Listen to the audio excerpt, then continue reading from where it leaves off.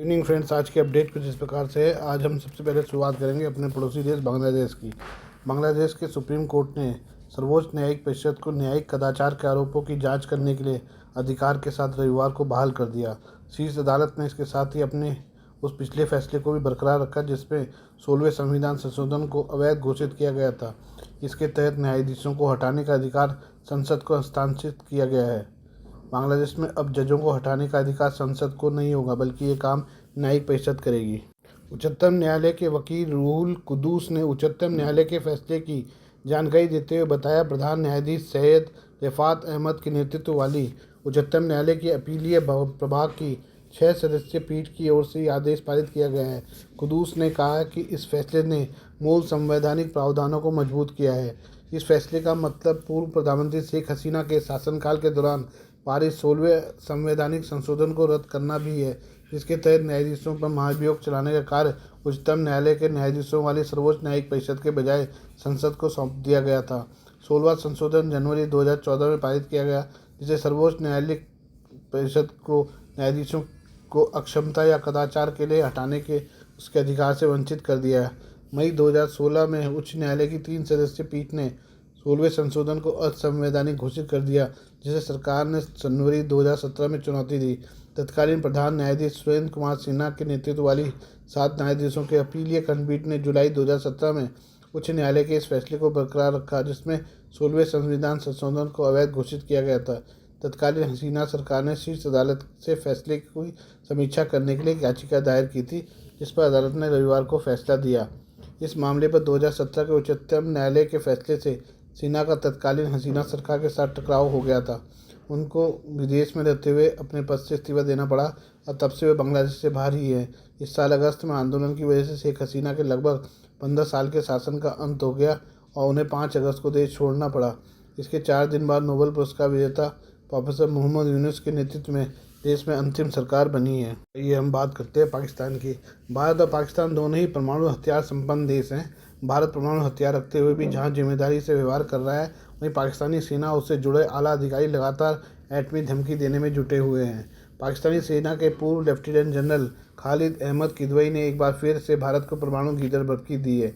उन्होंने कहा कि पाकिस्तान के पास हर तरह के परमाणु हथियार हैं, जिससे भारत किसी भी कोने में निशाना बनाया जा सकता है। भारत अपने S-400 एयर डिफेंस सिस्टम को छिपा नहीं सकता। किदवई रिटायर होने के बाद भी पाकिस्तानी सेना से जुड़े हुए हैं और इस समय पाकिस्तान के परमाणु बमों की देखरेख करने वाली संस्था नेशनल कमांड अथॉरिटी के सलाहकार हैं।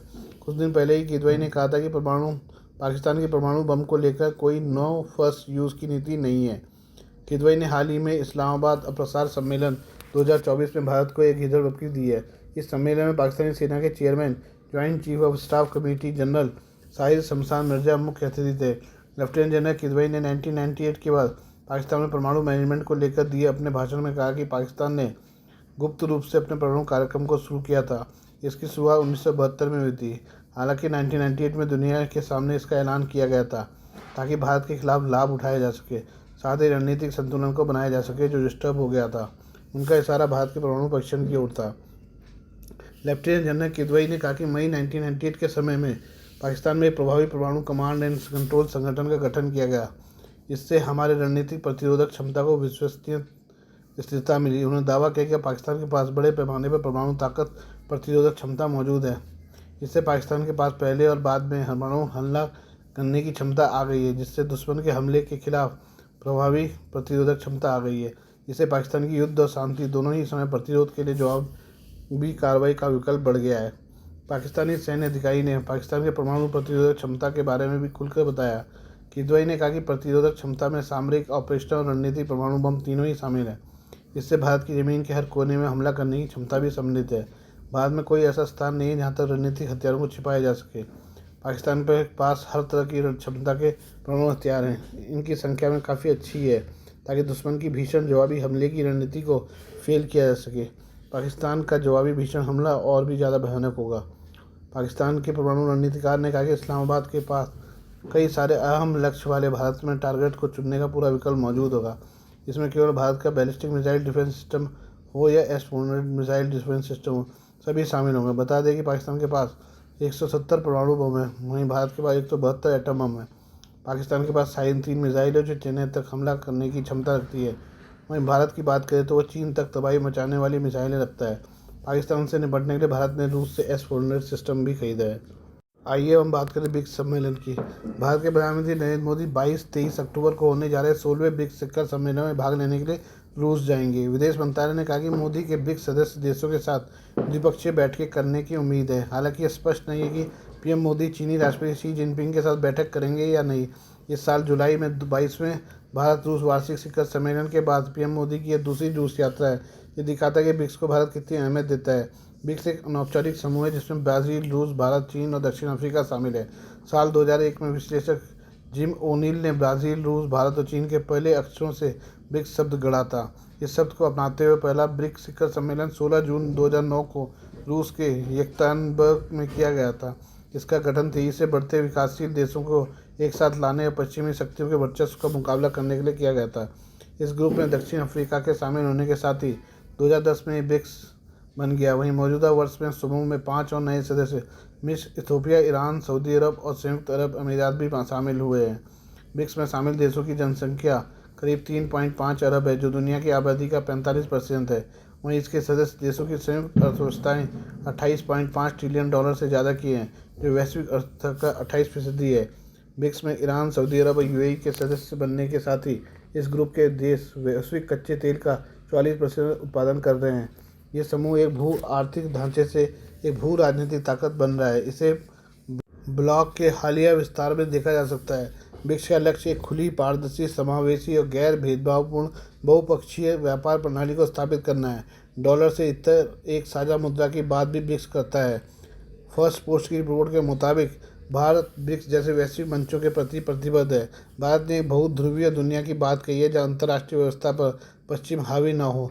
2023 में ब्रिक्स विदेश मंत्रियों की बैठक में भारत के विदेश मंत्री जयशंकर ने कहा था कि ब्रिक्स को अब बताना चाहिए कि दुनिया बहुध्रुवीय है, पुराने तरीके से नई स्थितियों का समाधान नहीं करेंगे।